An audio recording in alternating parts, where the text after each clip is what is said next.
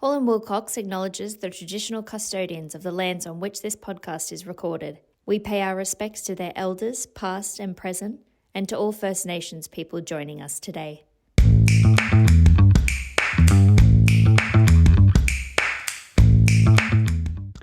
Welcome back to part 2 of our discussion with Nicole Tumiardi and Jackie Barrett on how professional service firms can restructure equity and manage debt. I'm Scott Butler, partner in our restructuring and turnaround practice. Enjoy the episode. So, Jackie, turning to you again, noting what you said earlier, what if you just can't come to a negotiated position and there's just simply a complete breakdown between the parties? For the purpose of this answer, I will reflect back on my first example, and in that case, there was a complete breakdown of communication. Efforts had been made to try and buy each other out. But really, discussions had halted. But this was at a point where they hadn't necessarily pursued all avenues around seeking advice, and I think that was an important step that they did take. Even though I know sometimes people don't want to bring lawyers in, they think we might make things more complicated. Having a third set of eyes and an independent person come in with perspective can be helpful.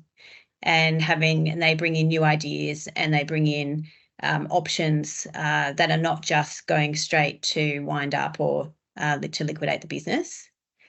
And so I would definitely say, particularly that case, bringing those advisors in was very useful. Also, there was a shareholder agreement, albeit it was very standard. There was a dispute process, and there was also a process for obtaining valuation. And so once they reached the point where they really just weren't willing to speak to each other anymore, their lawyers were able to try and inject some different ideas and to provide rational options.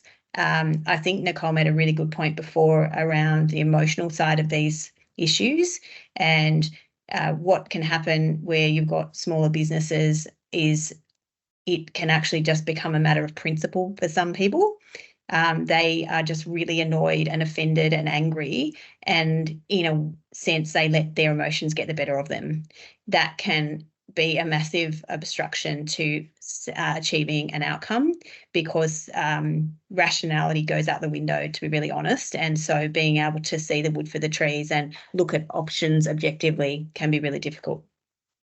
And so in the case I was thinking of, we did pursue the dispute process, which was not well drafted, but still there were some steps, and most importantly, there were timeframes. So I can't recommend enough, if you are looking at dispute resolution clauses, for me, the most benefit from those clauses is to put a timeframe around parties moving to each step of the resolution process. So you don't want it to drag on and on and on. It can make things even worse. But we had that, and we also had the valuation process. And by way of lawyers, we were ultimately able to agree an independent valuation process that the parties were willing to follow. That did become extremely complicated, but we got there in the end. And so there was that option available for that client, and we were ultimately able to achieve a sale price for one party to buy out the other. So that is where people have stopped talking, but there's still some other remedies that might be available.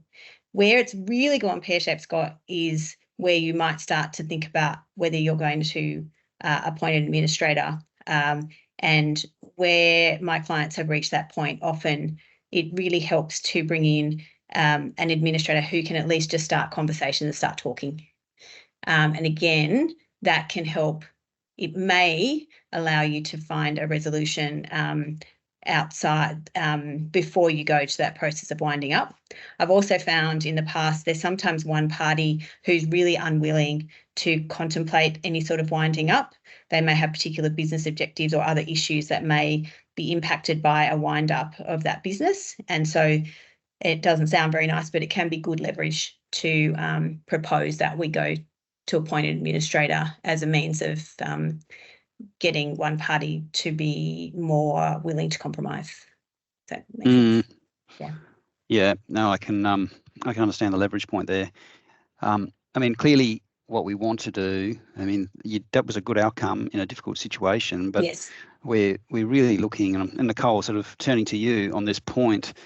I guess the key objective would be to put in place, structures to avoid hopefully getting to the point that the parties fall out that much, or if they do, it's a much easier and smoother process. So with that in mind, are there sort of like a list of things that owners should keep in mind at the outset when they're negotiating a restructure involving the exit of an owner? Yes, certainly. And I think it really, what your focus might be as an owner might depend on where you are at. Are you the owner who's more likely to stay in and remain with the business if the relationship deteriorates, or are you the owner who's looking to exit?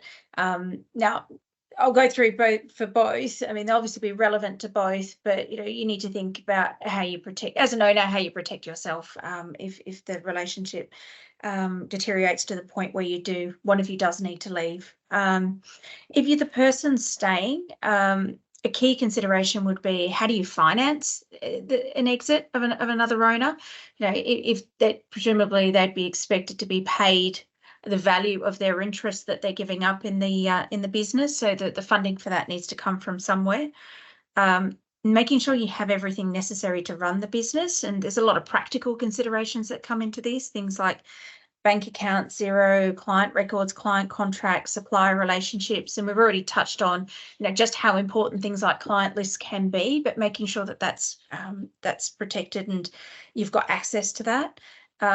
Having in place appropriate insurances, making sure IP generally is protected, making sure there's robust restraints. And this is something that, again, having the governance documents in place to set out what the expectations are around restraints and non-competes. If you're an owner who's remaining, you don't want an exiting owner to go set up a competing shop, as soon as they leave the business. That could have a real detrimental effect on your business. And then also considering the other stakeholders and their sort of their take on things. Clients, how sticky are clients to the business as opposed to individual owners, employees, and the like. Look, if you're a person leaving, if you're not getting paid out on day one, you might want to consider security for payment. It's not unusual, coming back to the importance of being able to fund an exit, for the purchase consideration to be paid in instalments over a period of time. So if you're not receiving all your money day one, you'd want some sort of security in place. You'd also want to consider if you've got any personal liability, that even though you've left the business, there might still be liabilities that you could be liable for sometime in the future. One we're seeing a little bit more of recently is ATO debts and director penalty notices. And the other thing is you might be personally liable. You might have signed personal guarantees for the lease or things like that. So as part of your exit, you want to have a think about all of those issues and making sure that they're all dealt with. Also, on the flip side, I mentioned restraints. If you're the person who's leaving and this is what you do for a living, it's how you make a living, you want to make sure that you're not restrained to an extent that you can't continue working if and when you need to. And also to your ability to rely on your existing networks. Things particularly, your personal relationships that you would consider, not just the business, but yours.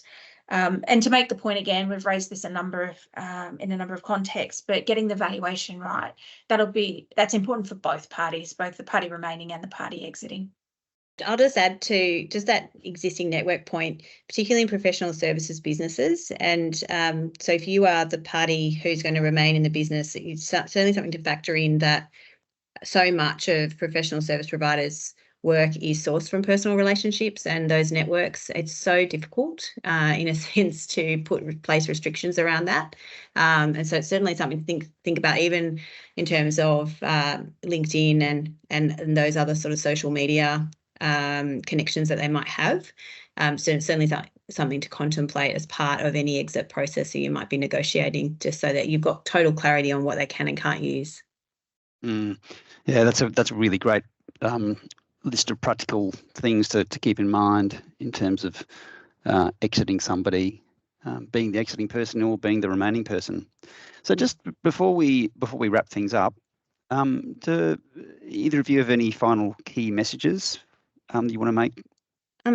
Yeah, I think I mean, this has probably been the theme of the whole podcast, but I think what these situations highlight for me is that the benefit of taking the time at the beginning.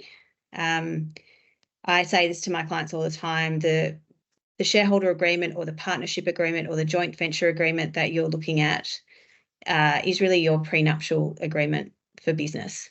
And so taking that time to plan ahead and put in place all the right mechanisms for how the business will be operated and how you'll make decisions. And most importantly, in what scenarios would you exit and how would you exit?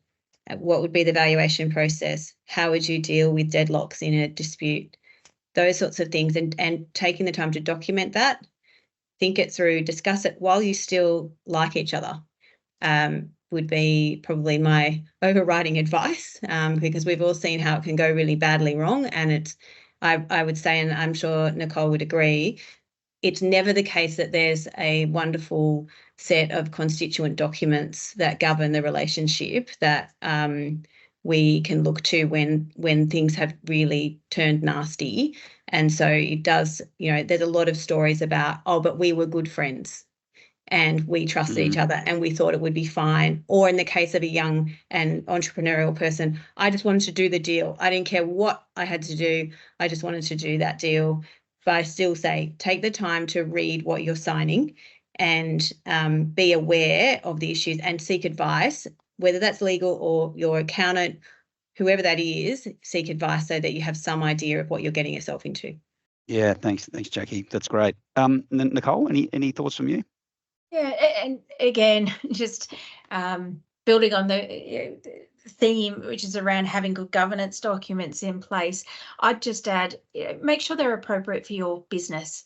It may be that you do engage counsel to get it put in place, very detailed shareholders agreements, but it's got to be bespoke to what will actually work practically in your business. So things such as what stage are the owners at in their career? The other thing is I'd recommend getting an independent party in to help.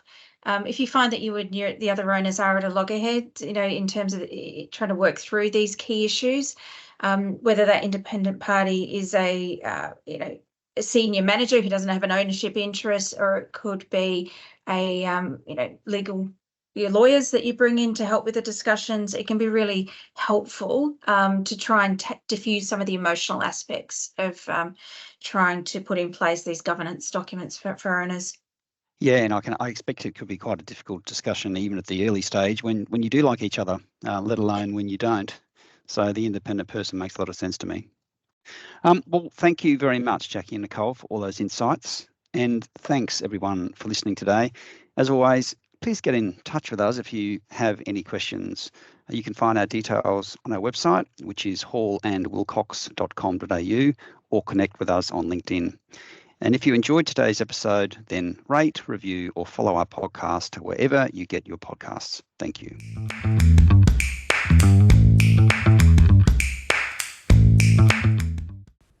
This podcast is not legal advice and should not be relied upon as such. You should always obtain legal advice about your specific circumstances.